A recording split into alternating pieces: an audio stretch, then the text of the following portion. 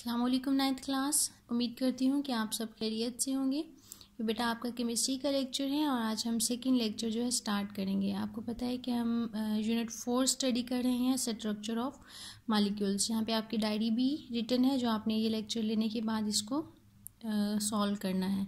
आपने book page 59 और 60 half जो है वो लर्न करना है। उसके बाद आपने जो लेसन है आपका उसमें से 5 शॉर्ट क्वेश्चन बनाने हैं। आज हम स्टार्ट करेंगे केमिकल बॉन्ड। ये बुक पेज 59 से स्टार्ट हो रहा है। तो केमिकल बॉन्ड क्या होता है बेटा? बेसिकली ये फोर्स ऑफ अट्रैक्शन है जो कि एटम्स को उसके सब्सटेंस में, मॉलिक्यूल में जोड़ के रखती है। यहाँ पे आप देखिए बहुत से हम मॉलिक्यूल्स और कंपाउंड्स को देखते हैं। ये HCl है, H2O वाटर है, NaCl, CH4, इसके अलावा बहुत से कंपाउंड्स हैं। तो इसमें जो एटम्स हैं वो एक दूसरे के साथ कैसे जुड़े हुए होते हैं? तो ये जो आपको लाइन नज़र आ रही है शॉर्ट, ये बेसिकली वो बॉन्ड है, अट्रैक्टिव फोर्सेस हैं जो कि एटम्स को एक दूसरे के साथ जोड़े रखती हैं और ये स्ट्रक्चर को डिस्ट्रॉय नहीं होने देती। तो केमिकल बॉन्ड क्या है? It is basically the force of attraction between atoms that hold the atoms together in a substance, जो कि एटम्स के स्ट्रक्चर को बरकरार रखने में हेल्प करती हैं। तो ये केमिकल बॉन्ड कहलाते हैं। केमिकल बॉन्ड की अहमियत बेटा हम इस तरह से समझ सकते हैं कि अगर ये केमिकल बॉन्ड ना होता तो इस यूनिवर्स में कुछ भी एग्जिस्ट नहीं करता। ये केमिकल बॉन्ड की वजह से है कि फोर्स ऑफ अट्रैक्शन की वजह से एटम्स आपस में बाइंड करके तो डिफरेंट कंपाउंड्स बनाते हैं, ऑर्गन्स बनाते हैं, सिस्टम्स बनाते हैं और फिर हमारी सोसाइटी में हर चीज़ जो है वो इन्हीं की वजह से है। अगर ये केमिकल बॉन्ड जो है वो नहीं होगा तो एटम्स आपस में ज्वाइन नहीं करेंगे और कुछ भी एग्जिस्ट नहीं करेगा। अब हम देखते हैं कि एटम्स जो हैं वो ये केमिकल बॉन्ड क्यों बनाते हैं। एटम्स को कैसे पता चल जाता है कि हमने किसके एटम के साथ जो है वो केमिकल बॉन्ड बनाना है? तो ये भी हम अपने प्रीवियस इंट्रोडक्शन में फर्स्ट लेक्चर में डिस्कस भी कर चुके हैं कि एटम्स जो हैं वो स्टेबिलिटी गेन करने के लिए केमिकल बॉन्ड बनाते हैं। और वो स्टेबिलिटी कैसे गेन करते हैं उसके हमने 3 स्टेप्स भी डिस्कस किए थे कि अगर एटम के वैलेंस शेल में इलेक्ट्रॉन्स जो हैं वो 3 हो या फिर लेस देन 3 हो तो वो उन इलेक्ट्रॉन्स को लूज़ कर देता है। और अगर एटम के वैलेंस शेल में 5 इलेक्ट्रॉन्स हो या फिर 5 से ज़्यादा हो तो वो क्या करेगा, जो रिमेनिंग इलेक्ट्रॉन्स है वो गेन कर लेगा या फिर वो इलेक्ट्रॉन्स को शेयर करके अपने वैलेंस शेल को कंप्लीट करता है ताकि वो स्टेबिलिटी गेन कर सके। अब यहाँ पे क्वेश्चन ये अराइज होता है कि वैलेंस शेल में कितने इलेक्ट्रॉन्स होने चाहिए जिससे एटम जो है वो स्टेबल होगा। तो ये बेटा हम 2 रूल्स जो है octet rule and duplet rule study कर चुके हैं डिटेल में कि एटम के वैलेंस शेल में मैक्सिमम 8 इलेक्ट्रॉन्स होने चाहिए और मिनिमम जो है वो 2 इलेक्ट्रॉन्स होने चाहिए। और ये 2 इलेक्ट्रॉन्स डुप्लेट रूल जो है वो सिर्फ 2 एटम्स के केस में हम स्टडी करते हैं, हाइड्रोजन एंड हीलियम। बाकी तमाम जो पीरियोडिक टेबल में एटम्स हैं, एलिमेंट्स हैं, उनके वैलेंस शेल में 8 इलेक्ट्रॉन्स होने चाहिए।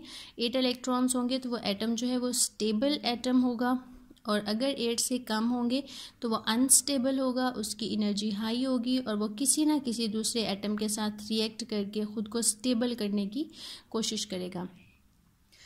एक और चीज़, बहुत इंपॉर्टेंट चीज़ जो हम डिस्कस कर चुके हैं वो ये था कि नोबल गैसेस जो हैं वो बिल्कुल भी रिएक्ट दूसरे एटम्स के साथ नहीं करती।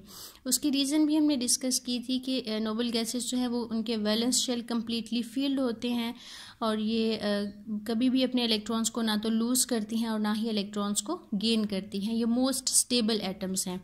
अब हम देखते हैं कि नोबल गैसेस किस तरह से दूसरे एटम्स के साथ रिएक्ट नहीं करती।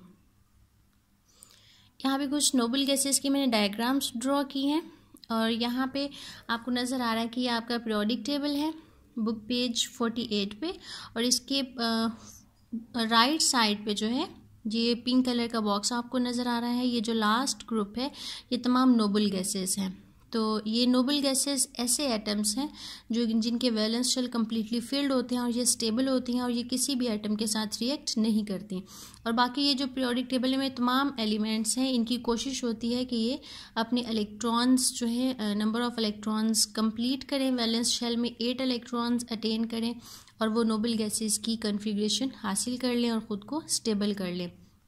अब हम देखते हैं कि नोबल गैसेस जो हैं वो किस तरह से स्टेबल हैं। सबसे पहले बेटा जो नोबल गैस है वो हीलियम है। हीलियम में 2 इलेक्ट्रॉन्स होते हैं, तो यहाँ पे 2 इलेक्ट्रॉन्स जो हैं वो फर्स्ट शेल में ही फिल हो जाते हैं। यहाँ पे आपको नज़र आ रहा है कि सेंटर में इसका न्यूक्लियस है, न्यूक्लियस के अंदर प्रोटॉन होते हैं और ये इसका फर्स्ट शेल है हीलियम का, और जो इसके 2 इलेक्ट्रॉन्स हैं वो यहाँ पे फिल कर दिए गए हैं। तो मिनिमम हमने पढ़ा था कि एटम के अंदर 2 इलेक्ट्रॉन्स होने चाहिए इसको स्टेबल करने के लिए। तो इट मीन्स हीलियम जो है इसके ये जो इसका वैलेंस शेल है इसमें 2 इलेक्ट्रॉन्स कंप्लीट हैं, तो ये कम्प्लीटली स्टेबल है। इसके मुकाबले में हीलियम से पहले हाइड्रोजन एटम आता है, ये पीरियोडिक टेबल का फर्स्ट एलिमेंट है। तो हाइड्रोजन के वैलेंस शेल में एक ही इलेक्ट्रॉन होता है, तो इसको अपने वैलेंस शेल को कंप्लीट करने के लिए मज़ीद एक इलेक्ट्रॉन की ज़रूरत होती है। तो इस इलेक्ट्रॉन को ये गेन करने के लिए क्या करता है, दूसरे एटम्स के साथ शेयरिंग करता है, इलेक्ट्रॉन्स को शेयर करके अपने वैलेंस शेल में 2 इलेक्ट्रॉन्स को कंप्लीट करता है और स्टेबल हो जाता है। इसी वजह से हाइड्रोजन जो है ये इंडिविजुअली एग्जिस्ट नहीं करता, ये दूसरे एटम्स के साथ या एलिमेंट्स के साथ बॉन्ड बना के रहता है, इसीलिए ये केमिकल बॉन्ड बनाता है। नेक्स्ट हम सेकेंड नोबल गैस को स्टडी करते हैं, नियॉन। नियॉन के एटम में 10 इलेक्ट्रॉन्स होते हैं, इसका एटॉमिक नंबर 10 है। सेंटर में न्यूक्लियस है, फिर फर्स्ट शेल और second shell. K stands for first shell and L जो है वो सेकंड शेल को रिप्रेजेंट कर रहा है। n = 1 एंड 2 जो है वो नंबर ऑफ शेल्स को रिप्रेजेंट कर रहे हैं, ये भी आपको पता है। ओके, अब हम इसमें 10 इलेक्ट्रॉन्स की फिलिंग करते हैं। फर्स्ट शेल में 2 इलेक्ट्रॉन्स फिल होंगे, उसके बाद बाकी 8 इलेक्ट्रॉन्स रह जाएंगे, वो हम सेकेंड शेल में फिल कर देंगे। तो 10 इलेक्ट्रॉन्स फिल करने के बाद हमें नज़र आ रहा है कि सेकेंड शेल जो इसका वैलेंस शेल है नियॉन का, उसमें 8 इलेक्ट्रॉन्स कंप्लीट हैं। मज़ीद किसी भी इलेक्ट्रॉन को इसके शेल में एंटर होने या फिर यहाँ से लूज़ करने की ज़रूरत नहीं है। तो नियॉन का जो वैलेंस शेल है वो भी कम्प्लीटली फिल्ड है, इसलिए नियॉन जो है ये किसी भी दूसरे एटम के साथ रिएक्ट नहीं करेगी, ये इंडिविजुअली एग्जिस्ट करेगी। नेक्स्ट हम देखते हैं आर्गॉन। आर्गॉन में 18 नंबर ऑफ प्रोटॉन्स हैं और 18 ही इलेक्ट्रॉन्स हैं। तो इसके जब हम इलेक्ट्रॉनिक कन्फिग्रेशन करेंगे, इलेक्ट्रॉन्स को फिल करेंगे, तो इसके भी आउटर मोस्ट शेल में आप यहाँ से काउंट कर सकते हैं कि 8 इलेक्ट्रॉन्स हैं। थर्ड शेल में 8 इलेक्ट्रॉन्स हैं, तो इसका भी जो वैलेंस शेल है वो कम्प्लीटली फिल्ड है। इसके मुकाबले में क्लोरीन जो आर्गॉन से पहले है, इसका एटॉमिक नंबर 17 है। इसमें जब हम इलेक्ट्रॉन्स की फिलिंग करते हैं तो इसके वैलेंस शेल में 1 इलेक्ट्रॉन्स कम है, जो बाकी 7 इलेक्ट्रॉन इसके वैलेंस शेल में फिल हैं और 1 इलेक्ट्रॉन कम है। तो 8 इलेक्ट्रॉन्स को कंप्लीट करने के लिए ये किसी दूसरे एटम से 1 इलेक्ट्रॉन गेन कर लेता है और अपने वैलेंस शेल में 8 इलेक्ट्रॉन्स कंप्लीट करके खुद को स्टेबल करने की कोशिश करता है। और जब ये दूसरे एटम से इलेक्ट्रॉन्स को गेन करेगा तो ये उनके साथ बॉन्ड बनाएगा। तो इट मीन्स कि इन एटम्स के दरमियान केमिकल बॉन्ड जो है वो डिवेलप हो जाएगा। नेक्स्ट हम देखते हैं एल्यूमिनियम। ये एक और एटम है, इसका एटॉमिक नंबर 13 है। एल्यूमिनियम, क्लोरीन एंड हाइड्रोजन ये नोबल गैसेस नहीं है, ये जो 3 हैं ये नोबल गैसेस हैं। यहाँ पे एल्यूमिनियम का एटॉमिक नंबर 13 है। इसमें जब हमने फिलिंग की इलेक्ट्रॉन्स की तो इसके वैलेंस शेल में आपको नज़र आ रहे हैं कि 3 इलेक्ट्रॉन्स फिल हुए। तो जब ये हमने स्टडी किया था कि रूल्स में कि कब हमने इलेक्ट्रॉन्स को लूज़ करना है और कब गेन करना है, तो हमने पढ़ा था फर्स्ट स्टेप में कि जब एटम के वैलेंस शेल में 3 इलेक्ट्रॉन्स हो या फिर लेस देन 3 हो, तो एटम क्या करता है, ये अपने इन 3 इलेक्ट्रॉन्स को लूज़ करके खुद को स्टेबल करने की कोशिश करता है।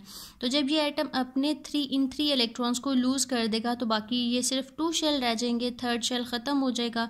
तो आप देख रहे हैं कि इसके सेकेंड शेल में 8 इलेक्ट्रॉन्स हैं और 8 इलेक्ट्रॉन्स जब होंगे तो वो कम्प्लीटली फिल्ड होगा और वो फर्दर जो है वो फिर स्टेबल हो जाएगा जब ये इन 3 इलेक्ट्रॉन्स को लूज़ कर देगा।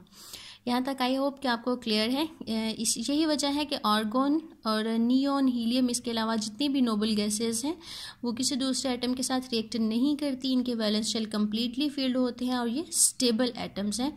जबकि बाकी तमाम जो एटम्स हैं पीरियोडिक टेबल के वो किसी न किसी दूसरे एटम के साथ इलेक्ट्रॉन्स को शेयर करके, लूज़ करके या फिर गेन करके ख़ुद को स्टेबल करने की कोशिश करते हैं और इसीलिए ये दूसरे एटम्स के साथ केमिकल बॉन्ड बनाते हैं।